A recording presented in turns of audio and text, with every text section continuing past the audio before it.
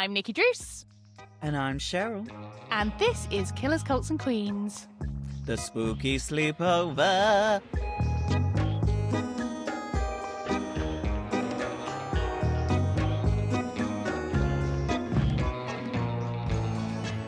Hello and welcome to Killers, Cults and Queens. It's time for the Spooky Sleepover. Yes, indeed. It's our weekly chat show where we catch up on this week's antics and discuss our rabbit holes of the week whilst we're prepping for season 5 of our full-length cases. But first, how are you? Nikki Druce. Well, I have not been so well this week. I have been fighting off a cold.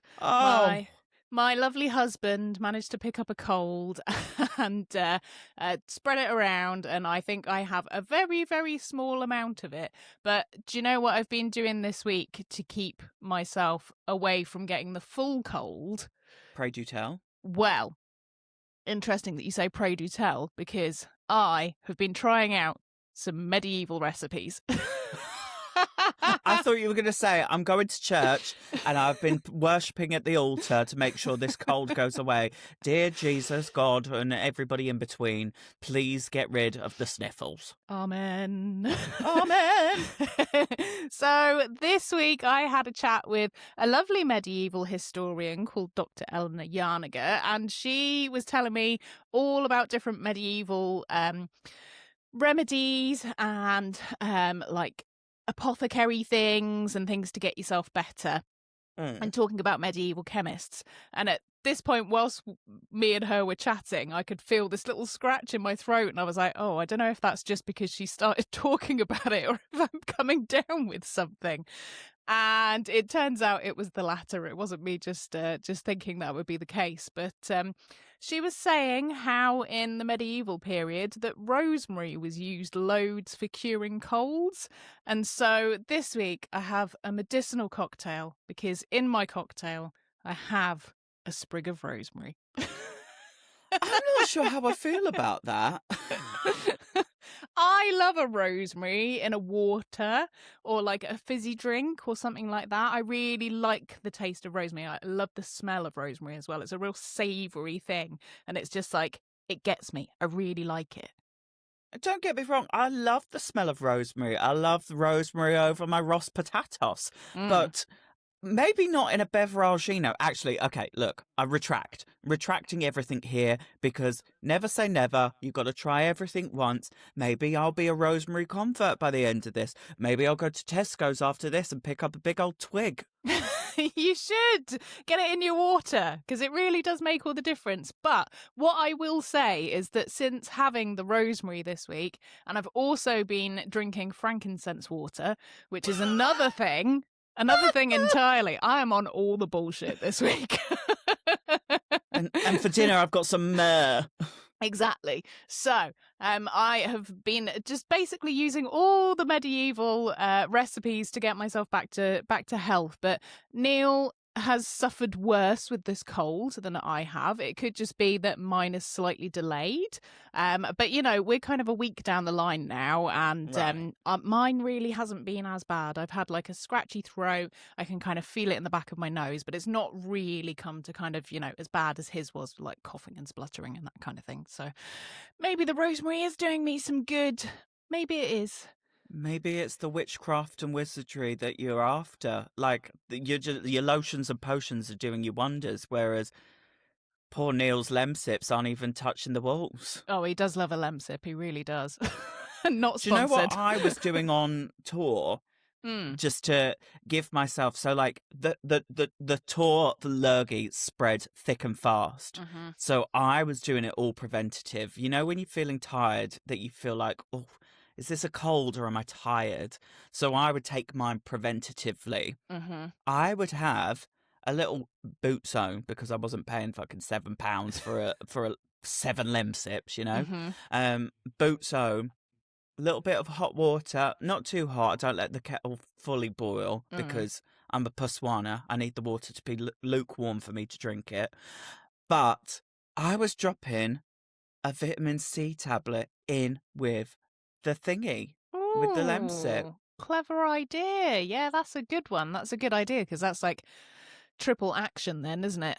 Oh, you look, it's better to be safe than sorry. And I'm no medical expert. I may have been knocking myself over the edge with all the lotions and potions going into my body, but all that was missing was a twig of rosemary.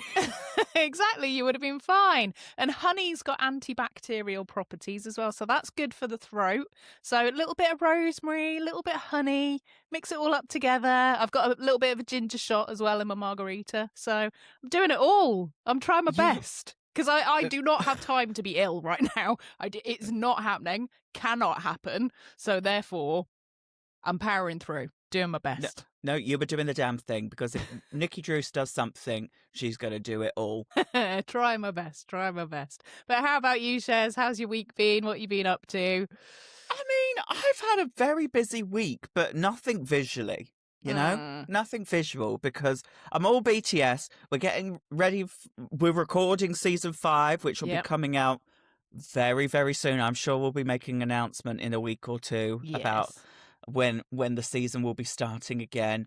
But I've just been getting all my tour prep ready to rock and roll and hit the road on the 2nd of April, because trust and believe, you blink and the days are rolling into weeks, and the weeks are rolling into months, and before you know it, the deadline's here. Mm-hmm.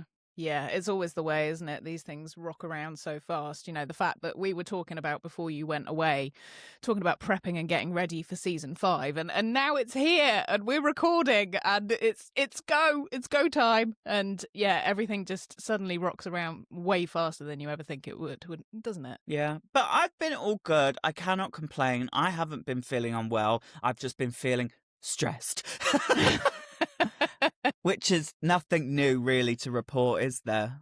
No, it's standard procedure for us. That's kind of the way that we operate, isn't it? On a slight little stressy level, just keep going. But that's life, isn't it? That's what I like about it. Keeps me going, keeps me on my toes. I have some fabulous news from this household to report. Do tell. We're getting a new car. Exciting! I thought you were going to say a puppy. I was like, puppy. One is enough. We love our Bossington. He has stressed us out enough this week with his upset tummy. But yes, we are getting a new car, and I feel like I've got to that age where I'm excited about a car that doesn't have anything exciting about it. It just feels like an adult car. Mm-hmm. And you can rely on it. That's when it's like, that that you've kind of slightly matured, I would say, when you're not like, I want it to have a spoiler, I want it to have like an amazing sound system and stuff. I was always up for that kind of thing. Like I'm not a big car person, but like those are the things that I kind of liked. I liked it to be a little bit sporty, a little bit silly. I had like a big lightning bolt on my first ever car. which I cut out and stuck on myself, thinking, oh, it'll be there for 2 weeks. 6 years later, still there. And I loved it. And that poor car got completely cubed in the end. She was annihilated by a bus. Luckily, I wasn't in the car at the time. But a bus drove into it whilst it was parked and, completely smashed it to pieces. So, yeah, my poor little greenie, as she was known, she got cubed. But yes, I get totally what you mean, though. Are you looking for the heated seats? Are you going for, like, the surround sound in the car? What are you going for? What's your top picks? Okay, well, I only had one top pick, and that was boot space. I wonder why.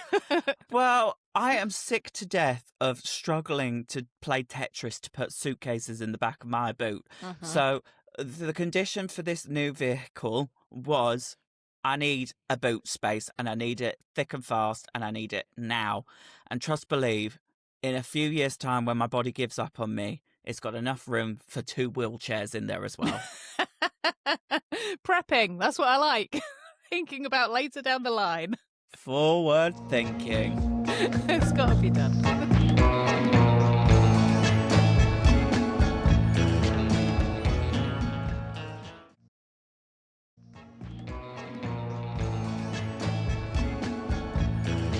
All right, my divas, I think it's time for some rabbit holes of the week. Now, my Nikki Druce, is it going to be trauma, or are you treating us this week? Or is it a hybrid? Well, it's a little bit of a hybrid, I'm afraid, but there might be a bit of trauma involved in this one. So I'm really sorry if you're a squeamish person. I'm going to give you a heads up now because this one is pretty gross, I'm afraid. But it trails back to what I was talking about just a few minutes ago, talking about our medieval cures for things. So I've gone down a rabbit hole of what we could potentially be treated for and what those treatments might be if we lived in the medieval times. So I am going to delve into a few of these. And basically, we're going to play a game. Another game this week, I'm afraid, Cheryl. I love a game. I love a game. So we're going to be playing Name That Ailment. Ba, ba, ba, ba, ba, ba. I'm probably going to be horrendous at this, but I am so down. let's jump in the deep end.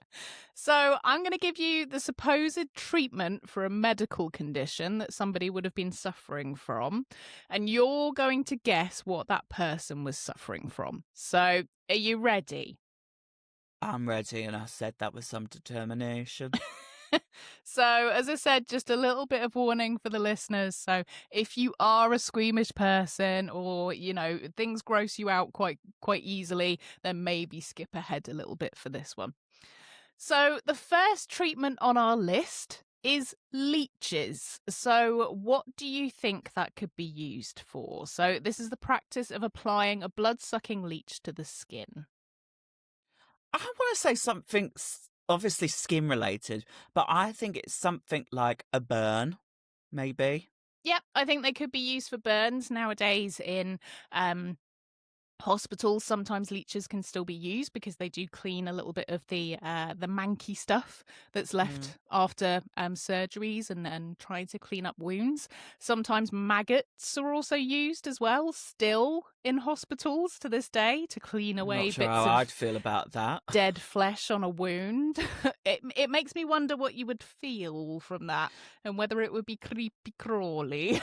Well, pause. Do you remember that era where every nail salon had the bowl of fucking eating fish that would nibble on your toes? Ugh!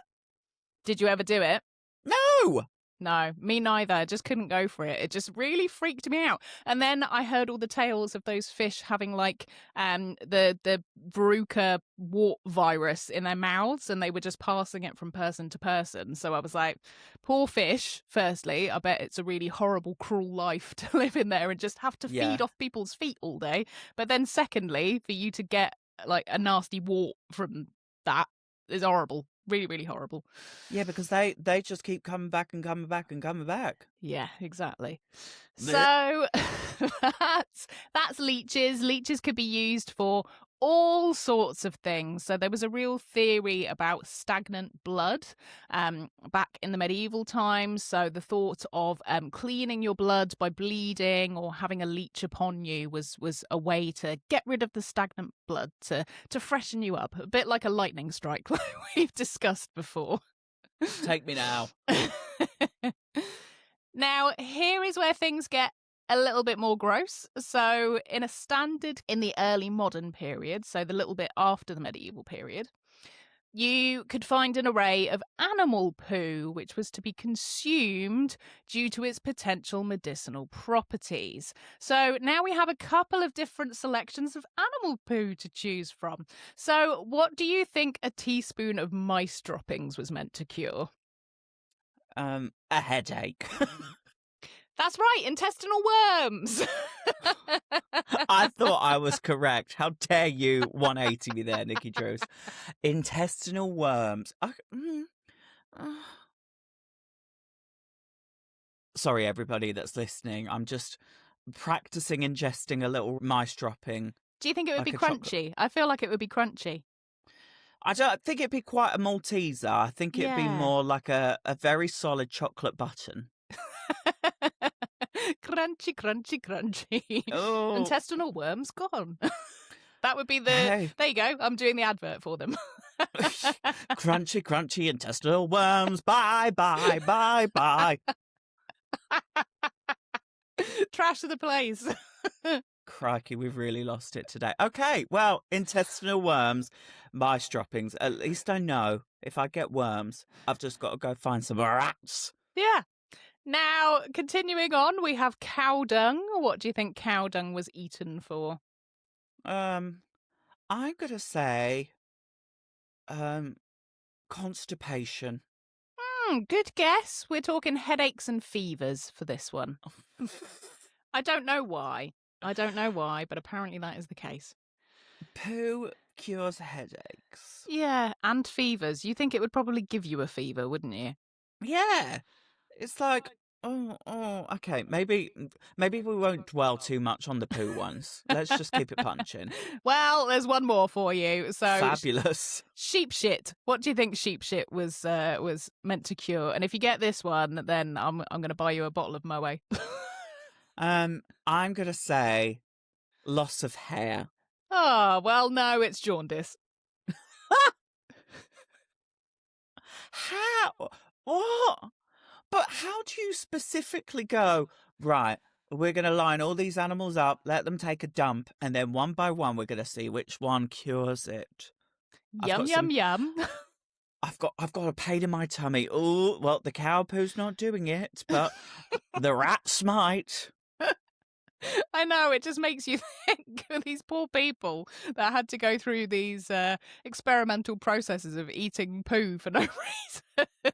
Well, there was no penicillin or ibuprofen, so of course they got to try anything that nature's providing. Yeah, what a nightmare. I think I'd rather stick to the rosemary. Rosemary for all. Yeah, exactly. This episode is sponsored by Rosemary. Yes.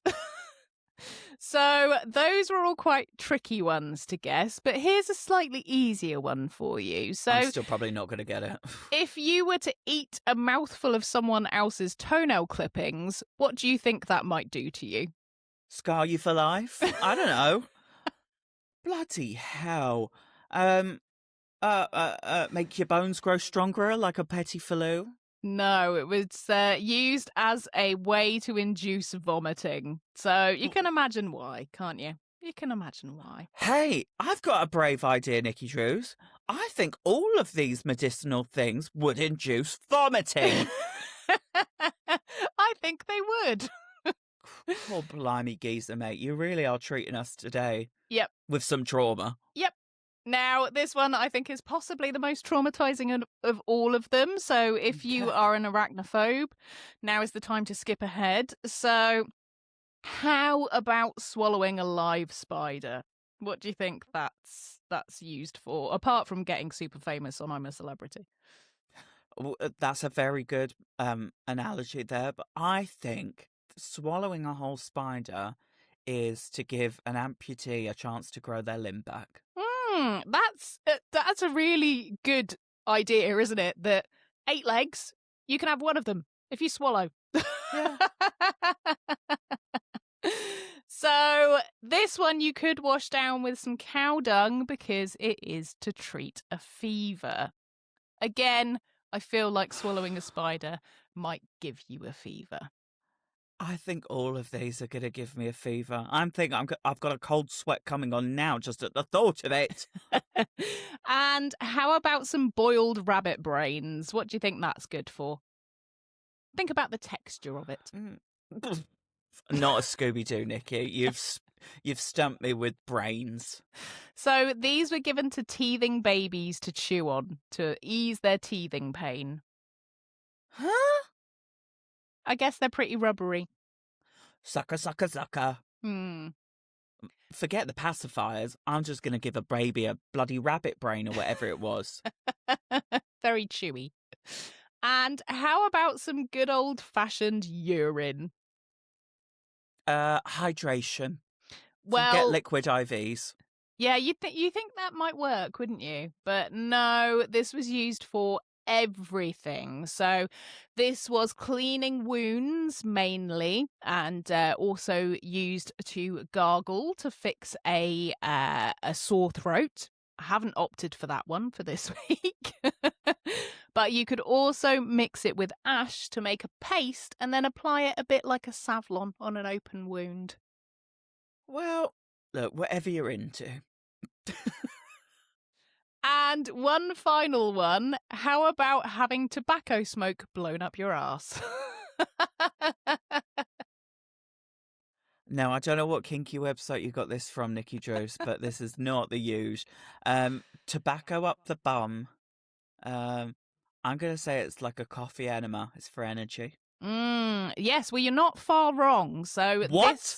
this one was extreme, but it was called a life-saving treatment. So it was used for resuscitation, as it was meant to shock the receiver into waking up. And it's also where we get the term blowing smoke up your ass. Wow, you really do learn something new every day. Whether you wanted to or not. So my question is to you, Shez, if you had to take just one of these treatments, what one are you opting for? Well, bend me over and spread it wide because I'm taking some smoke up my arse.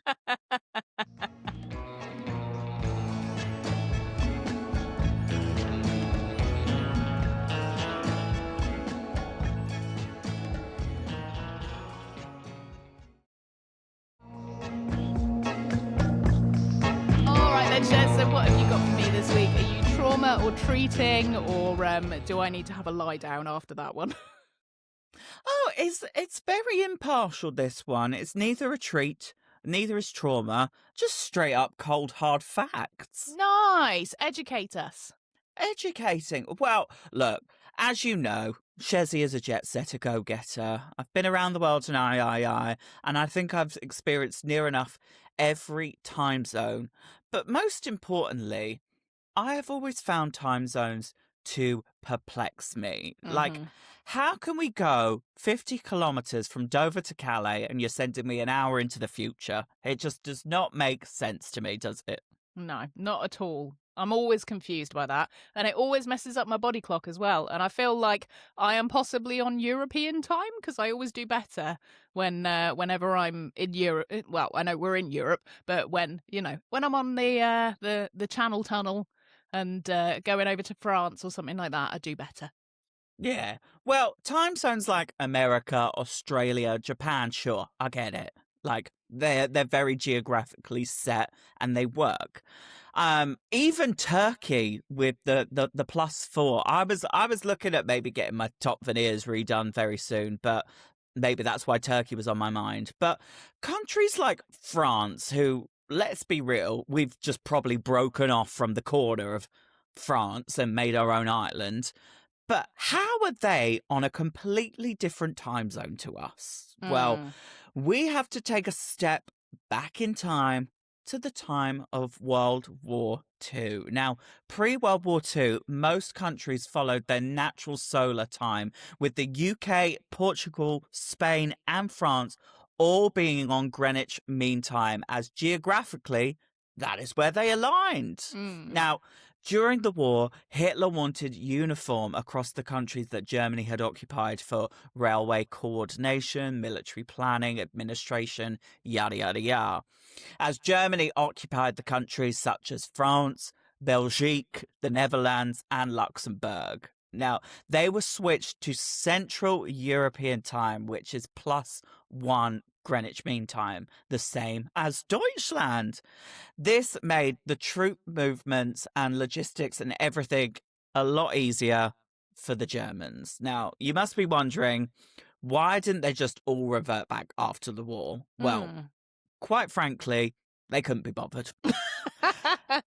And the paperwork and the hassle, it was just easier to keep peace among every country with no political signaling and keep all of the trade alignment easier. But you must be wondering as well, Nikki, why did Spain do it if they weren't occupied by Germany? Yeah, it doesn't make much sense, does it? But I guess maybe something to do with making it uniform? Well, in 1940, the leader of Spain, Francisco Franco, which is quite a fabulous name. Don't know if he was a fabulous person, but we Frankie. Moved the time zone to +1 in solidarity with Germany and never reverted back, even though Spain is the closest geographically to the Greenwich Mean time zone. So that is why the sun sets so late in Spain, the dinners are so late, and your favourite TV shows in Spain come on at around 10 p.m. instead of 7 p.m. All thanks to the odd choices of time zones.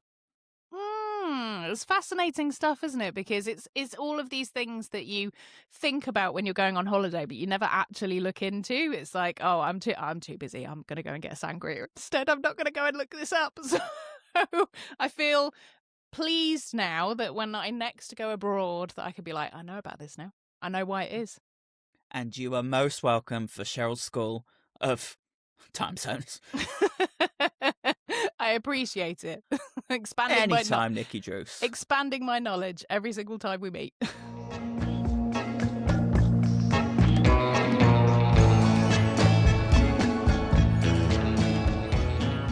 Well, that's all for now, Divas. Remember, you can get in touch on Instagram at Killers Cults Queens and come and see us over on YouTube at Killers Cults Queens, where we're now publishing our episodes in video format every week, and you can now watch our episodes on Spotify too. And if you want to get our episodes ad-free and a day early, then make sure you join us over on Patreon at patreon.com/Killers Cults Queens. And if you've got a bit more to say or you want to suggest a topic for a future episode, then please email us at killerscultsqueens@gmail.com. And don't forget to join the conversation in our Spotify and YouTube comments too. We really do read every single one. And whilst you're there, why don't you give us a 5-star review or a thumbs up? It really does make a difference and we'll love you for it. See you next time, and don't be a killer or join a cult. Just put some rosemary in your juices. Goodbye. Goodbye. Teaspoon of mouse shit for me. Oh.